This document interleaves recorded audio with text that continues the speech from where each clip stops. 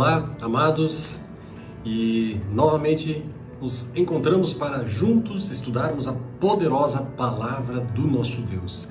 Nosso Deus, ele é maravilhoso, ele tem cuidado de nós e a gente pode perceber o agir dele e o toque dele em diversas situações da nossa vida. E por isso nós podemos ser muito, muito gratos. Eu fico impressionado quando pessoas dizem que não sabem, não percebem que Deus está acompanhando, que Deus está agindo, que Deus está operando. É algo assim que para mim foge da compreensão, porque eu tenho por certo o seguinte: o Senhor, ele está do nosso lado, ele deseja estar dentro de nós, ele deseja conduzir a nossa vida em cada detalhe, em cada situação, em cada circunstância, mas é preciso que a gente o convide. E se eu nunca convidá-lo, eu nunca saberei o quanto ele pode ser meu amigo. Essa que é a grande verdade. Por isso que muitos, creio eu, eles não têm essa experiência de poder caminhar junto com Jesus, com o Senhor, porque nunca o convidaram de verdade. Porque também se o cara, vou entregar minha vida para Jesus, daí ele faz uma oração, né, meia boca, e aí vai achar que isso resolveu a situação dele com Deus, né? Sabe, Deus olha o coração e vê o que está dentro da gente. E se nós não formos sinceros no convite que nós fizermos, né, nós não saberemos, não receberemos essa poderosa presença que quer com a gente caminhar conosco, estar a cada minuto, a cada circunstância, a cada momento de nossas vidas. Então eu convido que fechemos os olhos, vamos falar com o nosso Deus. Pai querido, muito obrigado porque a gente pode nesse momento parar um pouco para olhar para Ti, olhar para a Tua palavra, olhar, Senhor, para as coisas que Tu queres nos falar, olhar para aquela presença poderosa e prazerosa que somente Tu podes fornecer. É por isso que nós estamos aqui, é por isso que nós nos encontramos, é por isso que nós estudamos a Tua palavra, Senhor. Porque nós sabemos que lá nós temos a vida eterna, são palavras de vida eterna. Lá a palavra do Senhor manifesta a presença de Jesus, manifesta o poder do Senhor Jesus, manifesta a glória do Senhor Jesus.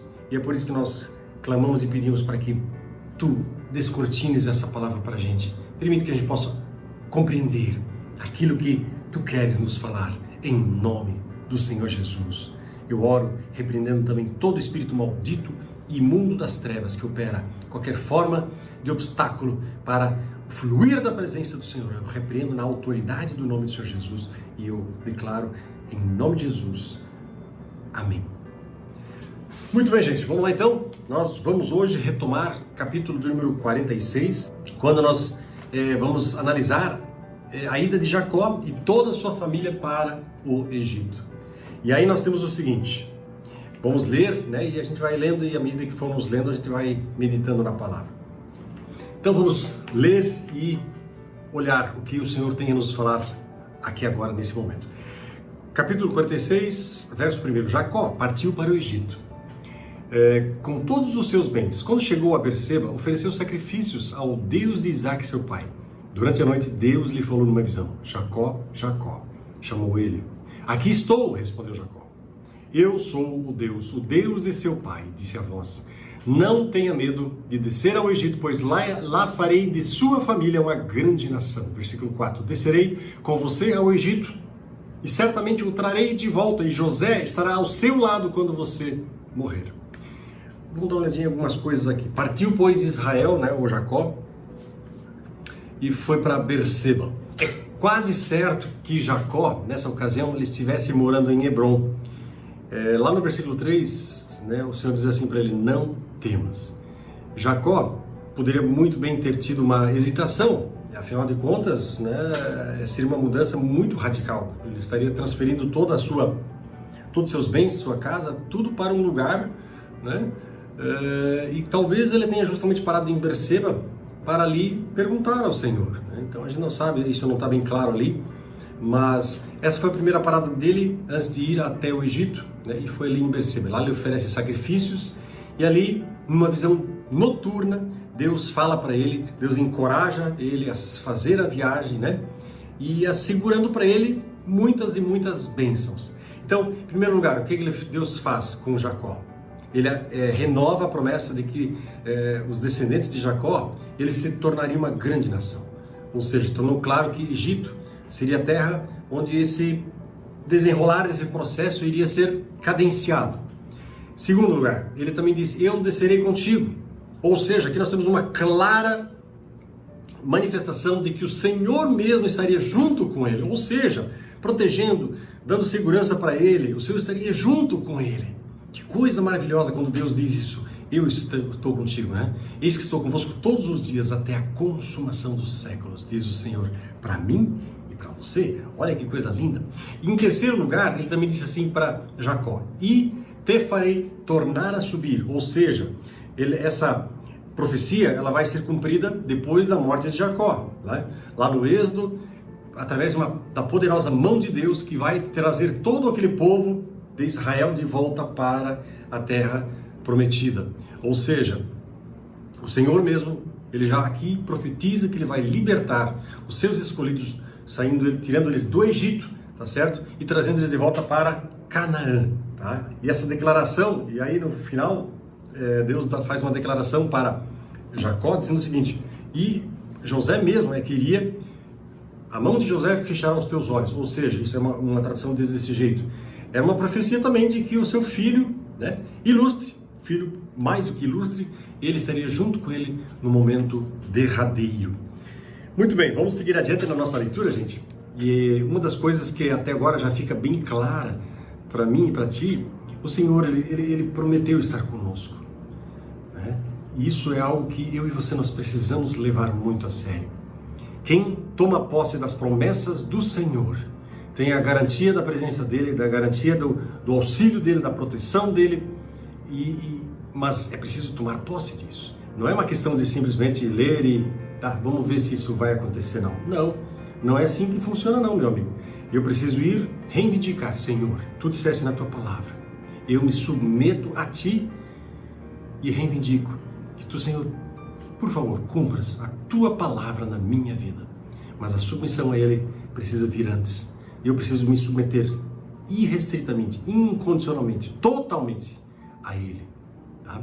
Versículo de número 5 diz assim, então Jacó saiu de Berseba e seus filhos o levaram para o Egito. Transportaram o pai, as crianças e as mulheres nas carruagens que o faraó lhes havia providenciado. Também levaram todos os seus rebanhos e os bens que haviam adquirido na terra de Canaã. Assim Jacó e toda a sua família foram para o Egito, filhos, netos, filhas e netas e todos os seus descendentes. E agora vem uma relação de nomes de pessoas que estão junto com ele, com Jacó. Esses são os nomes dos descendentes de Israel, os filhos de Jacó que foram ao Egito. Jacó e Israel é a mesma coisa, né?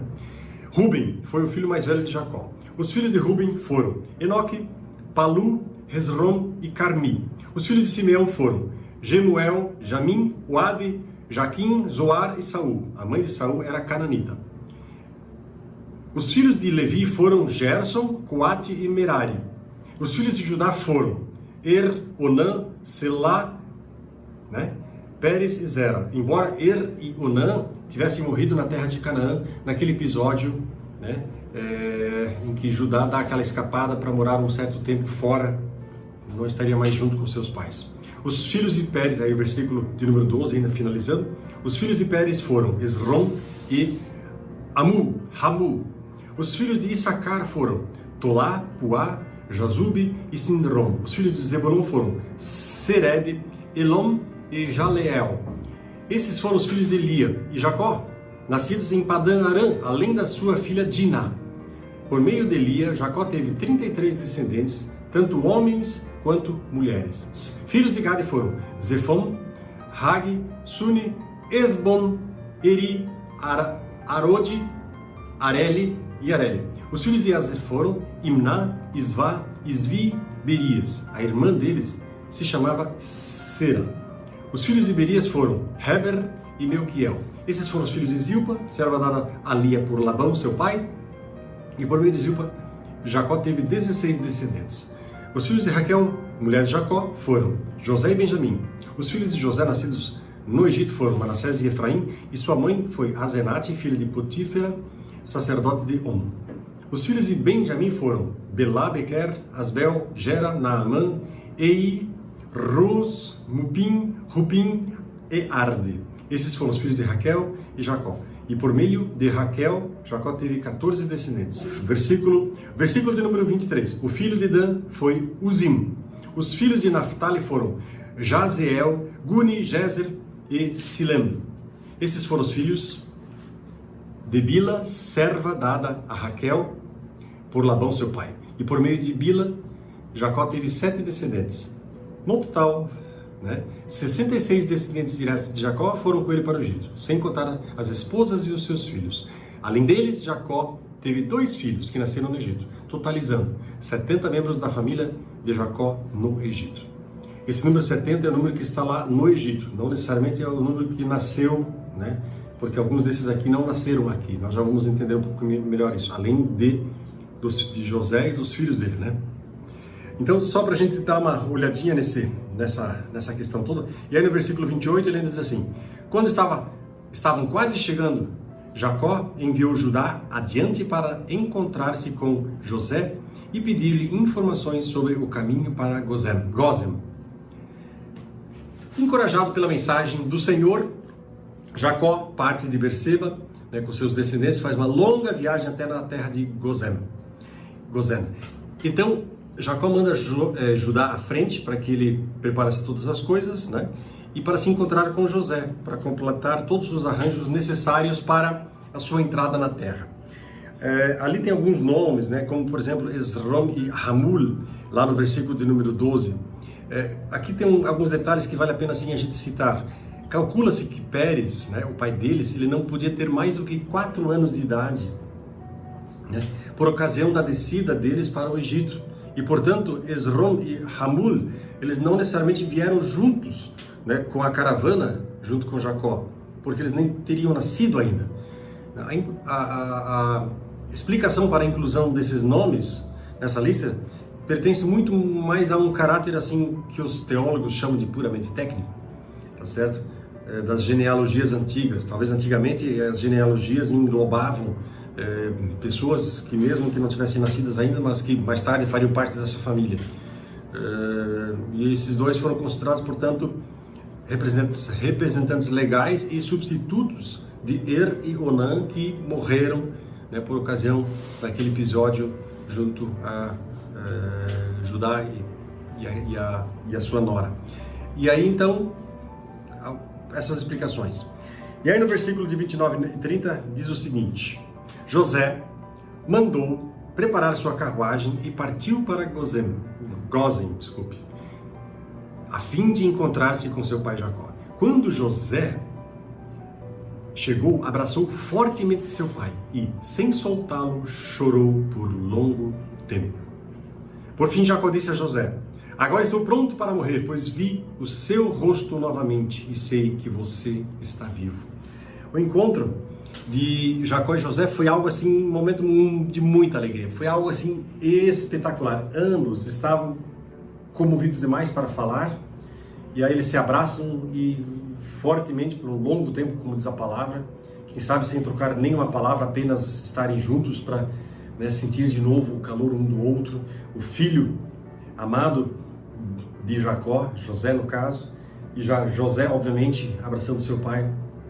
E quando o pai recupera a fala, ele diz, agora já posso morrer, pois já vi o teu rosto e que ainda vives, verso número 30. Ali ele experimenta uma alegria muito, muito grande, porque é algo assim fantástico, quando você reencontra alguém que há muito tempo você não via, alguém muito próximo de você. Isso é algo assim, isso aqui é um presente, um presente que Deus concede. E aí nos versículos 31 em diante, vai dizer o seguinte: José disse a seus irmãos e a toda a família de seu pai: irei ao faraó e lhe direi: meus irmãos e toda a família de meu pai chegaram da terra de Canaã. Eles são pastores e criadores de gado. Trouxeram consigo os seus rebanhos, seu gado e todos os seus bens. Lá no 33, e disse também: quando o faraó mandar chamá-los, e perguntar-lhes em que vocês trabalham, digam o seguinte: durante toda a vida nós, seus servos, criamos rebanhos. né? E gado, como sempre fizeram nossos antepassados. Quando lhe disserem isso, ele permitirá que vivam na terra de Gozém, pois os egípcios desprezam os pastores, né? Então aqui nós estamos aí finalizando, né, esse processo, essa situação. E antes de José se apresentar à sua família, antes de José apresentar a sua família a Faraó, ele deu-lhes uma orientação muito específica sobre como responder a perguntas que o Faraó faria para eles. Se perguntassem a respeito da sua ocupação, eles deveriam se apresentar, né, como criadores de rebanho, como diz aqui. Ou seja, o pastor de ovelha para o egípcio era uma abominação, então eles não gostavam disso. Isso provavelmente teve origem em povos Ixos, né, que na verdade eles eram reis, entre aspas, pastores, e dominaram o Egito por muito tempo. E há isso ainda é um pouco incerto, mas há uma corrente que estuda a arqueologia bíblica diz que talvez até esse faraó atual, desse momento aqui, seria descendente desses pastores, ou melhor, desses reis Ixos, né? Reis pastores desse povo Ixo.